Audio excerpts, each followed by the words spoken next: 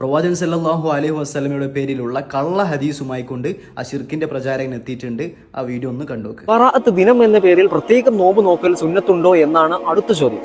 അതെ, സുന്നത്തുണ്ടോ? നബി സല്ലല്ലാഹു അലൈഹി വസല്ലം തങ്ങൾ പറയുന്നുണ്ട്, നിങ്ങൾ ശഅബാൻ 15 രാവിൽ നിസ്കരിക്കൂ, അതിന്റെ പകലിൽ നിങ്ങൾ നോമ്പ് നോക്കൂ. ഈ ഒരു ഹദീസ് ഇബ്നു മാജ റളിയല്ലാഹു അൻഹു നബി തങ്ങളിൽ നിന്ന് റിപ്പോർട്ട് ചെയ്യുന്നതാണ്.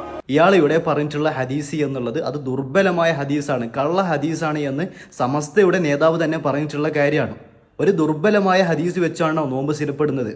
ദുർബലമായ ഹദീസ് എന്നാൽ പ്രവാചകൻ സല്ലല്ലാഹു അലൈഹി വസല്ലമയിൽ നിന്ന് സ്ഥിരപ്പെടാത്ത ഹദീസുകളാണ്. അപ്പോൾ ഇവരുടെ ബിദ്അത്തുകൾ പ്രചരിപ്പിക്കാൻ വേണ്ടിയിട്ട്, ആളുകളെ പറ്റിക്കാൻ വേണ്ടിയിട്ട് ഏത് കള്ള ഹദീസുകളുമായിക്കൊണ്ടും വരുന്ന ആളുകളാണ് ഇവർ. മഹാനായ ഇബ്നുൽ ജൗസി റഹിമഹുല്ല തന്റെ കിതാബുൽ മൗദൂആത്ത്, അതായത് പ്രവാചകൻ സല്ലല്ലാഹു അലൈഹി വസല്ലമയുടെ പേരിൽ കെട്ടിച്ചമച്ചുണ്ടാക്കിയ ഹദീസുകൾ, ആ ഒരു ഗ്രന്ഥത്തിലാണ് ഈ ഒരു ഹദീസിനെ പറ്റി പരാമർശിക്കുന്നത്. ഇവരുടെ ഇത്തരത്തിലുള്ള പൈശാചിക പ്രവർത്തനങ്ങൾ ഒന്ന് സൂക്ഷിക്കുക. ഈ ഒരു ഹദീസ് കള്ള ഹദീസാണ് എന്നുള്ള കാര്യം ഇയാൾക്ക് തന്നെ അറിയുന്ന കാര്യമാണ്. എന്നിട്ടും ആ ഒരു കാര്യം മറച്ചു വെച്ചുകൊണ്ട് ജനങ്ങൾക്കിടയിൽ പ്രചരിപ്പിക്കുന്നുണ്ടെങ്കിൽ അതിലൂടെ നമുക്ക് മനസ്സിലാക്കാൻ സാധിക്കും ഇവർക്ക് അള്ളാഹുവിന്റെയും റസൂലിന്റെയും പേരിൽ കളവ് പ്രചരിപ്പിക്കുന്നതിൽ യാതൊരു മടിയുമില്ല.